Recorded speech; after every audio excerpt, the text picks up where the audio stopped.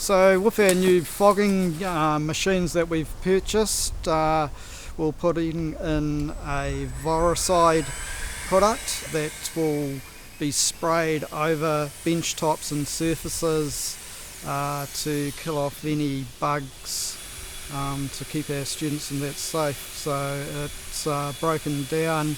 through the fogging unit to between 10 and 30 microns, which comes out in a very fine mist that will settle onto the surfaces and bond and kill off any bugs. The time frame, we'll be doing this at night time out of university hours, and there will be notices put on doors of the buildings that are done for staff and students to be out of that area for 1 hour while